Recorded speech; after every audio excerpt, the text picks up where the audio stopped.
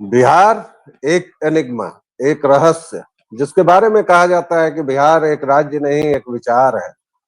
बिहार एक मनोदशा है, बिहार एक भाव दशा है, बिहार नॉस्टैल्जिया है, बिहार बिहार है।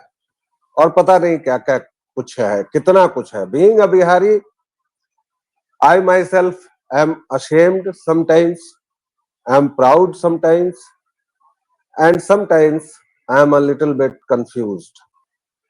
कि बिहारी अगर राजनीतिक रूप से चालाक है तो वह पिछले 30 वर्षों से सामाजिक न्याय के नाम पर इस तरह की उल जलूल सरकारों को कैसे बर्दाश्त कर रहा है। यही बिहारी जो इतना मेहनती है कि यत्र तत्र सर्वत्र लात घूसे खाकर भी अपना नाम और अपना उद्योग जमा लेता है, फिर बिहार में आते ही उसे क्या हो जाता है कि उसे सारे नियम कानूनों को तोड़ना होता है, उसे सड़क पर ठीक से नहीं चलना होता है, उसे सड़क पर थूकना होता है, तमाम गंदगी बहरानी पड़ती है। और अगर किसी ने उसको टोका तो उसके पास एक ही जवाब होता है, मेरे बाप को जानते हो क्या।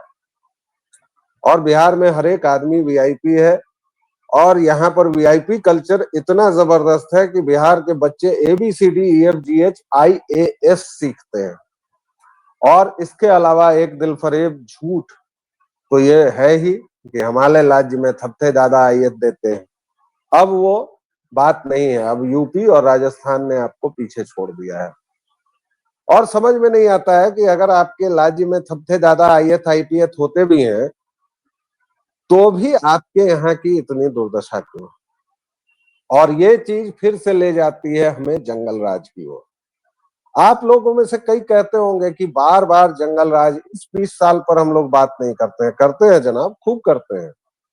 लेकिन जैसा कि मैं और आनंद जी आपको लगातार बताते हैं कि हम कहीं से आपको ये नहीं कहने जा रहे हैं कि किसे वोट देना है। हम जरूर ये बताएंगे कि किसे वोट नहीं देना है, क्योंकि मानवों के बीच चुनाव हो सकता है, लेकिन जो दानव है उसके बीच चुनाव कैसे होगा। जो इंसानियत के दुश्मन है, जो राक्षस हैं, जिन्होंने पूरे बिहार को एक गाली बना दिया, उनके बारे में तो बात करनी ही पड़ेगी। और इसीलिए ये सीरीज है जंगल राज की, जिसमें जंगल राज की कहानियां बताई जाती हैं। अभी नेपाल में बड़ा जेनजेड का पूरा चर्चा हुआ, और उसको आजकल हमारे यहाँ के लोग, आनंद ब्रो, जंगल राज पर बाद में आएंगे, पहले ये बताइए, ये जेन जी में लगातार सुन रहा हूं। अरे भाई, पहले ब्रिटिशर्स की गुलामी की, अब तुम चले आ रहे हो अमेरिकन की गुलामी करने। ये जी क्या होता है भाई? वो जेड है, जेड। अमेरिकन उसको जी कहता है तो तुमको जी कहने की जरूरत नहीं है। तुम तो नकलची बंदर ऐसे हो कि नकल भी किसी एक की नहीं कर पाते हो। कभी ब्रिटिश इंग्लिश में फंसते हो, कभी अमेरिकन इंग्लिश में फंसते हो। और यही वजह है कि आज बिहारी तेजस्वी यादव जो 9वीं फेल है, उसमें अपना करता धरता तलाश रहे हैं और करता धरता खोज रहे हैं। लेकिन महागठबंधन के अंदर सब कुछ ठीक नहीं है। कल कृष्णा अलावारू ने कह दिया कि बिहार की जनता मुख्यमंत्री का चुनाव करेगी, और इधर तेजस्वी लगातार कह रहे हैं कि सेवक सेवा कर रहा है। दोहा वोहा लिख दे रहे हैं उसके लोग। अरे भाई, ऐसा कुछ लिखो ना जो 9वीं फेल के इससे ठीक लगे, उसके स्टैंडर्ड पर तो उतरो। अब तुम दोहा वोहा लिख रहे हो। कल को कोई ये ना कह दे कि तेजस्वी जी तो कबीर की परंपरा से आते हैं। कबीर भी निरक्षर थे, लेकिन देखिए उन पर कितनी पीएचडी हो रही है। हमारे तेजस्वी जी भी वैसे ही हैं। यहीं से शुरू करते हैं आनंद जी, जंगल राज पर जाएंगे, टच करेंगे। उस पर तो हमारी अलग सीरीज चल रही है। महागठबंधन सब कुछ खिचड़ी हो गया है, कुछ ठीक से पक नहीं रहा है। क्या, कैसे देख रहे हैं इसको आप? सबसे पहले तो नमस्कार दर्शकों को। यहाँ म्यूट का सिस्टम कुछ ऐसा है कि ये जो स्ट्रीम यार्ड है हम लोग के पास, ये कभी कभी इनकार कर देता है बिल्कुल ही, मतलब छूते रहो और ये म्यूट से हटाने के लिए तैयार ही नहीं होता है। इसे पसंद नहीं है कि हम लोग बोलें। मतलब बिहारियों का बोलना जो होता है ना, वो सॉफ्टवेयर तक को पसंद नहीं है। देखिए, यहाँ जो बिहारियों की बात हुई और एबीसीडी के बाद आईएएस होता है, ये बातचीत शुरू हुई। तो इसमें समझिए कि ये होता क्यों है? कैसे होता है? आप मान लीजिए किसी छोटे शहर में रहते हैं, तो होता क्या था कि आपके पास पढ़ने के लिए जो पढ़ाई करने के लिए जो अच्छी जगह होती थी, वो इकलौती अच्छी जगह होती थी जिला स्कूल, जिला मुख्यालय में होगा। अब मान लीजिए कोई बच्चा जो है गाँव का, वो पूर्णिया मुख्यालय आया और पूर्णिया के जिला स्कूल में एडमिशन लिया उसने। अब जैसे देखिए सहरसा वगैरह के इलाके में और पूर्णिया वगैरह के इलाके में एक बड़े फेमस होते हैं मही ऋषि। तो मही ऋषि का आश्रम होता है हर जगह। तो ये मही ऋषि जो होते हैं, ये एक स्थानीय ऋषि समझ लीजिए साधु सन्यासी थे और उनके नाम से कई आश्रम होते हैं और कई लोग वहाँ पे सत्संग, बैठक वगैरह किया करते हैं। तो उसका मही ऋषि का अगर आप देखिएगा, तो ये जो मही ऋषि थे, इन्होंने पढ़ाई कहाँ से की थी? तो इन्होंने पढ़ाई की थी पूर्णिया के जिला स्कूल से। तो अब जिला स्कूल के अलावा और कोई जगह है नहीं पढ़ाई करने के लिए, तो वहीं जाएँगे आप। तो 10वीं तक अगर आप पढ़ाई करने के लिए जिला स्कूल पहुँचे हैं, तो वहाँ पे जो आपको सबसे बड़ी बिल्डिंग नज़र आएगी, पूर्णिया में जो सबसे बड़ी बिल्डिंग नज़र आएगी, मतलब पूर्णिया में अगर आपने कहीं गलती से डीएम साहब की कोठी देख ली है, तो आपका जेएनयू जितना बड़ा होगा ना, करीब-करीब उतनी बड़ी तो जेएनयू की जितनी ज़मीन वगैरह है, उतनी बड़ी तो कोठी है डीएम साहब की पूर्णिया में। अब बताइए कि पूरा जेएनयू जितना बड़ा है, उतनी बड़ी कोठी दिखा दें अगर हम डीएम साहब की, किसी 10वीं के बच्चे को, तो बड़ा होकर के वो क्या बनना चाहेगा?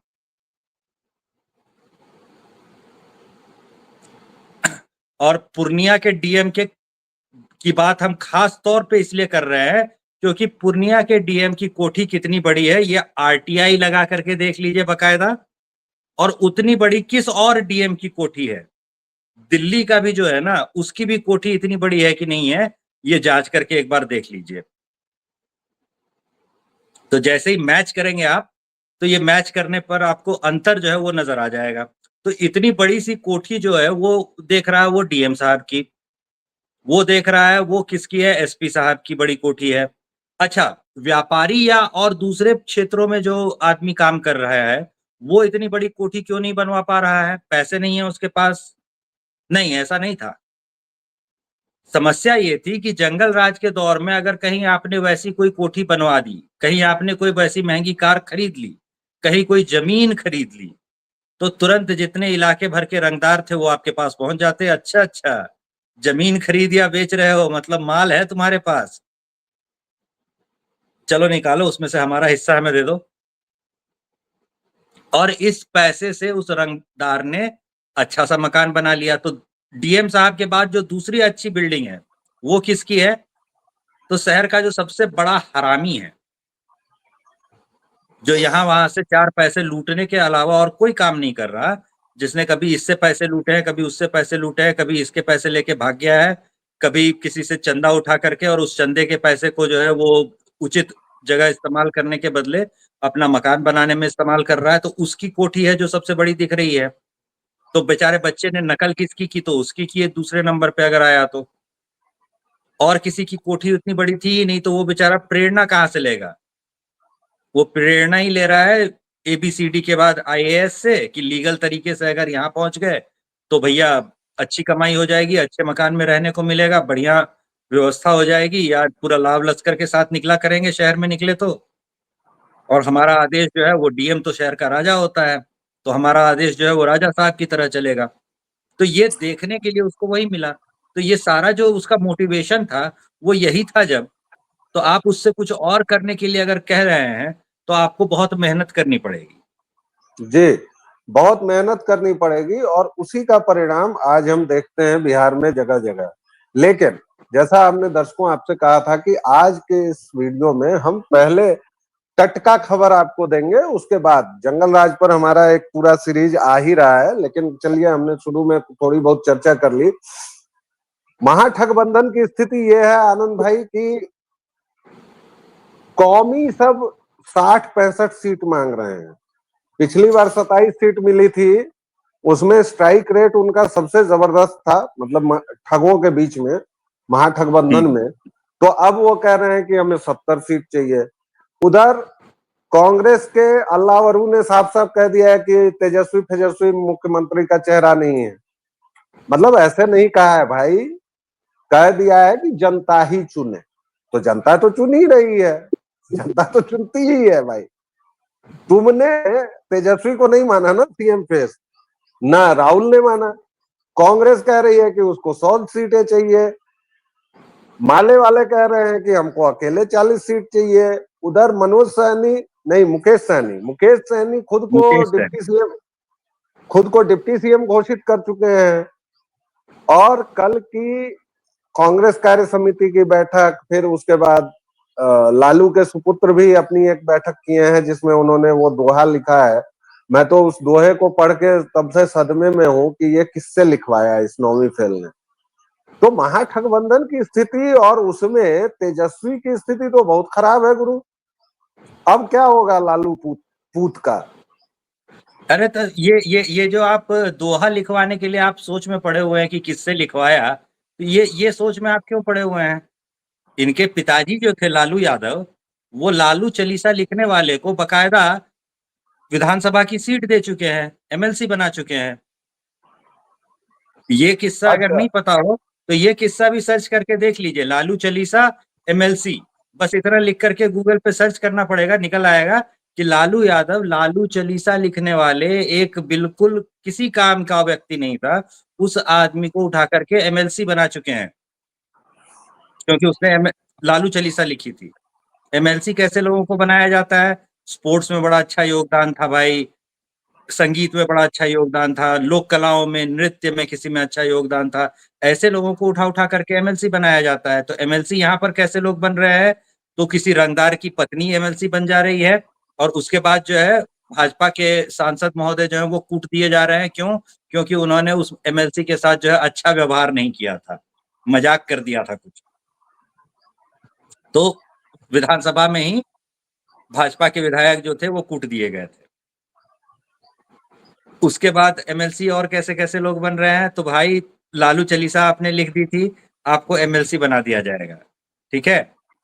और अगर आपने कहीं सवाल पूछ लिया कि बिहार में क्रिकेट का क्या हुआ, भाई बिहार से भी तो क्रिकेटर होते होंगे ना, तो आपको एक नाम याद आएगा, कीर्ति आजाद। इन्होंने पूरा का पूरा जो खेल का सिस्टम होता है, उस पूरे खेल के सिस्टम का भट्टा बैठा दिया बिहार में। और पूरे बिहार में अगर आज क्रिकेट नहीं होता है, एक T20 तक का टीम नहीं है अगर बिहार के पास, तो उसके पीछे कारण जो है ये यही लोग हैं। और क्रिकेट भाई खेलता साहब कौन था? आप तो तेजस्वी यादव क्रिकेट खेलते थे, ये चीज जरूर याद रखिएगा। आप T20 की बात कर रहे हैं। दर्शकों को ये जानना जरूरी है कि बिहार के पास अपना क्रिकेट बोर्ड तक नहीं है। और ये कुछ लोग अगर नीचे आके कहना चाहते हैं कि नहीं नहीं कि बोर्ड तो है, तो साहब एक बोर्ड नहीं है, 3 बोर्ड चल रहे हैं।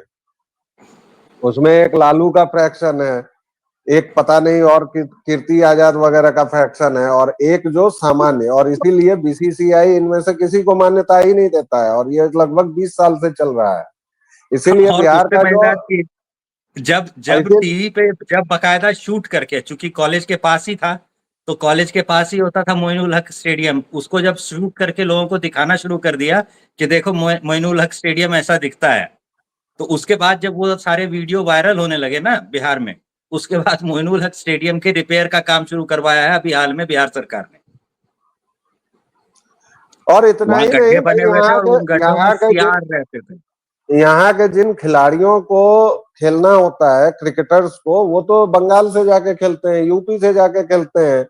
यूपी तक की अपनी टीम है भाई, अपना बोर्ड है, सब कुछ है। लेकिन आपके यहाँ ये है, और आपके यहाँ खिलाड़ी सब कैसे बिहार कैसे हैं। बिहार बिहार में जो क्रिकेटर अगर कहीं से गलती से नामी हो भी जाता है, तो उसका बिहारी लोग क्या करते हैं? बिहारी लोग उसकी जात खोजना शुरू कर देते हैं। हाँ हाँ, प्रधानमंत्री से एक क्रिकेटर मिल रहा था, उसकी जात खोज रहे थे, सब लोग मिलके खोज रहे थे ना। तो राइट। जब खुद ही यही कर रहे थे, तो नतीजा अगर वैसा ही निकल रहा है तो क्यों बुरा लग रहा है?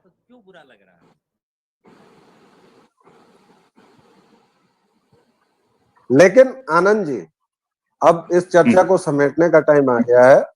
थोड़ा सा महागठबंधन के भविष्य पर भी बात कर ली जाए।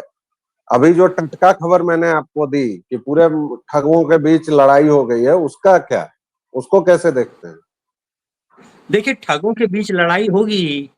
लूट का माल जैसे ही आता हुआ दिखेगा तो उस लूट के माल के लिए ठगों में आपस में लड़ाई हो जाना कोई बड़ी बात नहीं होती। ये सब लोग मेंटली प्रिपेयर्ड रहते हैं। पुलिस जो है वो डकैती पड़ने के बाद इतना निश्चिंत क्यों रहती है? पुलिस को आप देखिए, पुलिस के व्यवहार में आपको दिख जाएगा कि डाका पड़ा तो वो कोई बहुत परेशान नहीं होती कि बड़ा डाका पड़ गया, सोना इतना लूट लिया गया। वो कहती है तो कोई बात नहीं, पकड़ लिया जाएगा, रिकवर हो जाएगा माल। क्यों रिकवर हो जाएगा भाई माल? कैसे कंफर्म पता रहता है पुलिस को कि भाई माल रिकवर हो ही जाएगा? सोना इतना सारा लूट करके जो लोग ले गए हैं, वो गायब नहीं हो जाएंगे सोना लूट करके? असल में होता क्या है कि जैसे ही लूट का माल आता है, तो बँटवारे के लिए किसी न किसी की नीयत खराब होगी ही, और जैसे ही एक की नीयत खराब हुई, तो बाकी सब भी जो है उसमें पॉलिटिक्स करना शुरू करेंगे और इसका नतीजा ये होगा कि पुलिस को मौका मिल जाता है देखने का। तो यहाँ भी जनता के पास एक मौका है देखने का। लूट का माल जैसे ही इन लोगों को आता हुआ दिखा, 99 सीट मिल गई थी कांग्रेस को, तो कांग्रेस को लग रहा है कि वो अच्छी पोजीशन में है बिहार में। और औरंगाबाद और ये सब जो एरिया होता है जहाँ पर पहले से उनके 4-5 सीट थी, तो वहाँ पे अब इन लोगों को लग रहा है कि भाई हम लोग यहाँ पर 10-12 सीट जीत जाएँगे। ये इलाका तो खानदानी हमारा है, या खानदानी हमारा हुआ करता था। यहाँ से भाई माझी-वाजी क्यों जीतने लगेगा? ऐसे ही और भी बहुत सी सीटों के लिए है। पूर्णिया में भी कुछ सीटें ऐसी हैं जहाँ पर समाजवादी जो है वो जीतते रहे हैं, तो वहाँ पर वो फिर से घुस सके इस उम्मीद में वो फिर से हैं। तो ये सब कुछ वहाँ चल रहा है। अब ये जो खींचतान चल रही है, इसमें मज़ेदार चीज़ ये होती है कि जैसे ही ये खींचतान दिखाई देती है, दिखाई देनी शुरू हो जाती है लोगों को, वैसे ही इसमें जो है मौका मिल जाता है कि सही कैंडिडेट कौन-सा था और गलत कैंडिडेट कौन-सा था, उसमें चुन सकें ढंग से। तो जो कैंडिडेट आपको कभी पूरे समय दिखा ही नहीं, पिछले 5 साल में कभी दिखा ही नहीं। अभी 2 महीने पहले वो हेलीकॉप्टर से लौ लैंड कर गया है आपके जिले में और घूम-घूम करके यहाँ-वहाँ प्रचार कर रहा है। ज़्यादातर कैंडिडेट तो आपके पास बिहारियों के पास ऐसे ही हैं। 2 महीने पहले उसने लैंड किया है बिहार में, या 1.5 महीने पहले, पिछले 5 साल से तो दिखा नहीं। तो जो लोग पिछले 5 साल से दिखे हैं, कम से कम उन लोगों को वोट देना शुरू कीजिए ताकि कम से कम ये हेलीकॉप्टर कैंडिडेट जो हैं, ये आने बंद हों आपके पास। तो ढंग के कैंडिडेट आपके पास आएँगे, ये तो तभी होगा ना, जब आप करोड़पतियों के बजाय एक्चुअल जो समाज सेवी थे, उन लोगों पर ध्यान देना शुरू करें। तो यहाँ जनता की भी बहुत बड़ी गलती है, सिर्फ़ नेताओं की गलती है, ऐसा नहीं। ये बहुत क्लीशे लगेगा सुनने में, लेकिन जैसी जनता होती है राजा भी वैसा ही मिलता है। यथा प्रजा तथा राजा। इसलिए अपने नेताओं का चयन सोच समझ कर कीजिए। दारू की एक बोतल और 500 रुपए पर मत बिकिए। और खास तौर से इस ल्यूनेटिक खानदान को, इस करप्ट खानदान को, इस खानदान को जिसने बिहार को गाली बनाया, उसे इस बार सत्ता से बिल्कुल इतनी दूर कर दीजिए कि ये वापसी की फिर कभी सोच भी ना सके। फिलहाल के लिए इतना ही। एक छोटा सा विराम। आप लोग जालवक वाणी को जिस तरह अपना स्नेह और प्रेम दे रहे हैं, प्लीज बरसाते रहिए, कोई कमी नहीं होनी चाहिए। लाइक, शेयर और सब्सक्राइब करते रहिए। आनंद जी, बहुत बहुत आपका धन्यवाद। दर्शकों श्रोताओं, एक छोटा सा विराम, फिर हाजिर होंगे। तब तक के लिए जय जय सिया राम। जय श्री राम।